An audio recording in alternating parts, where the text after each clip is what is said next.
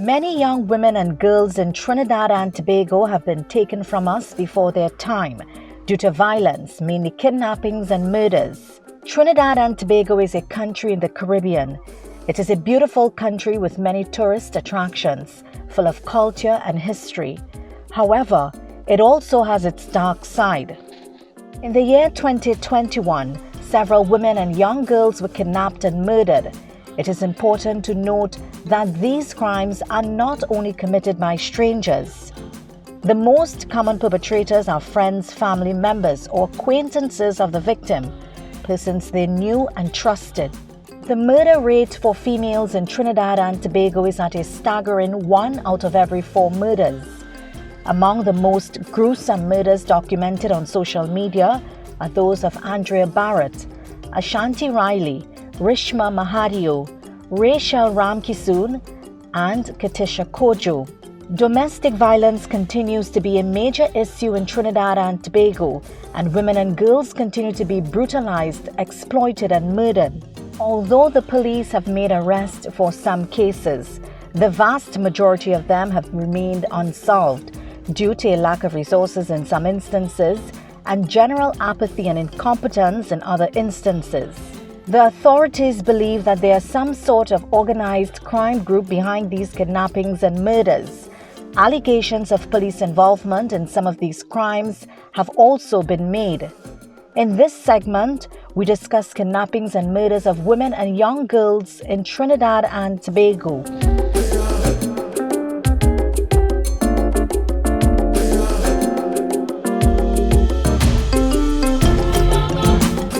The men are living in a culture of violence. They have violence everywhere, violence on the media, violence on social media, mainstream media. So they internalize what is happening there, all right, in the society. Number 2, it's in the home, all right? It's in the home. They grew up seeing their fathers humiliate, intimidate, and then assassinate their partners who they're sleeping with and having sex with. Intimidate, humiliate, and then assassinate. Number 3, I'm back to my favorite topic, the issue of values, all right? You see, our men are falling behind and they have not learned to cope with the women who are moving ahead academically. And I must tell you, I deal with a case right now. And I think the parents have compared the boy with the girl. The girl is doing well academically, with degrees like that, married, have a family, doing well in church, fantastic, and the boy has not been doing well. And I have heard a lot of cases where the boys say, well, they only care about the girl children who are doing well. They don't care about us, all right, who are late developers. The next thing, I don't feel politicians and psychologists and social workers have come to grips with the issue of the late developer.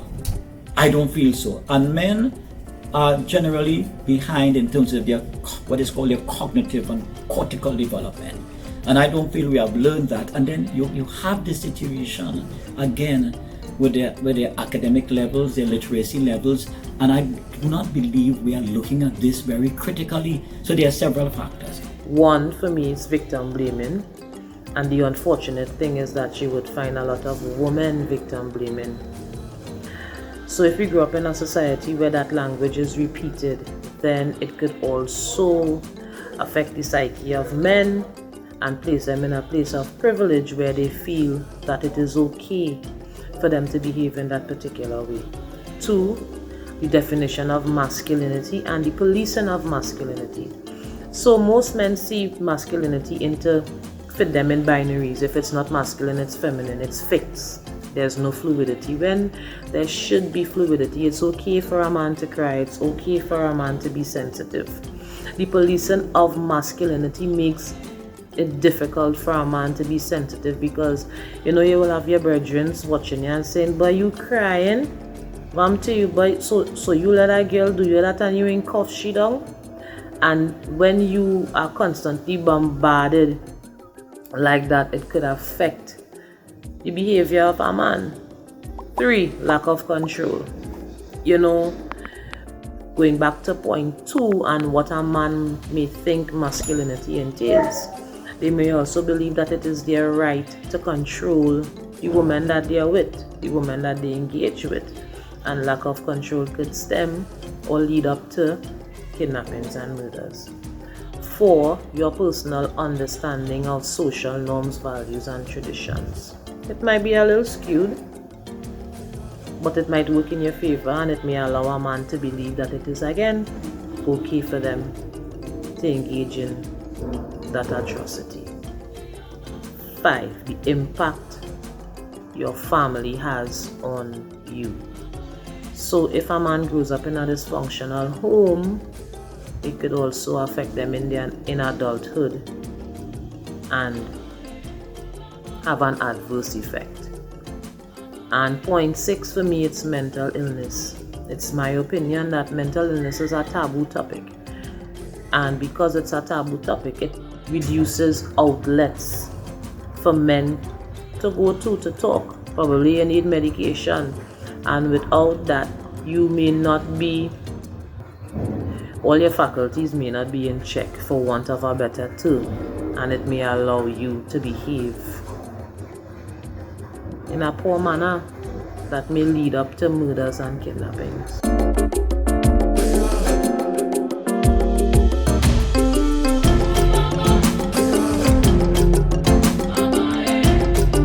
Yes, I feel safe every day, all day. And the reason for that is, firstly, I trust in the Almighty. Secondly, I am very, very, very, very, very alert. I leave nothing for chance.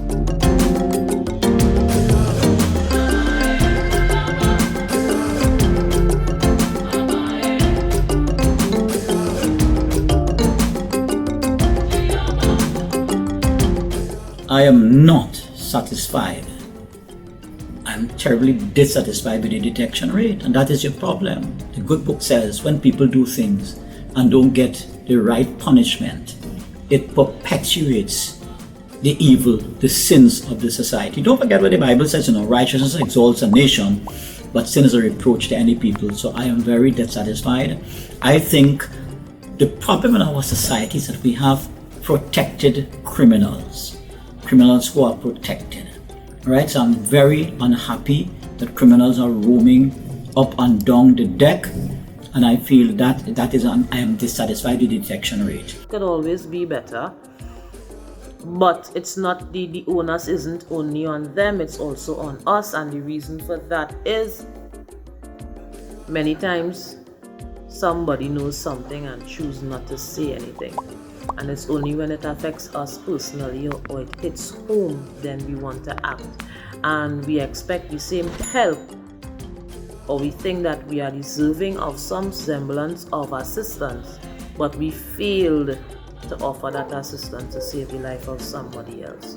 So if as a citizenry, as a nation, we all come together and be each other's keeper, I believe that crime on a whole will be reduced, and violence against women would also be reduced.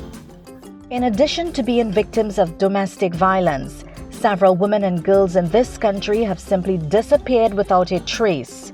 Whether these disappearances are linked to the burgeoning human trafficking business will be the subject of another article or series of articles.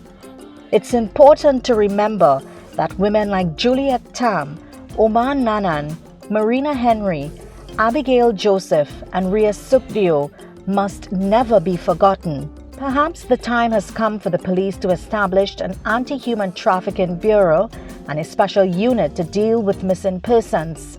The families of these missing individuals deserve some closure. Urgent action is needed now. Avellon Williams, AEM's report.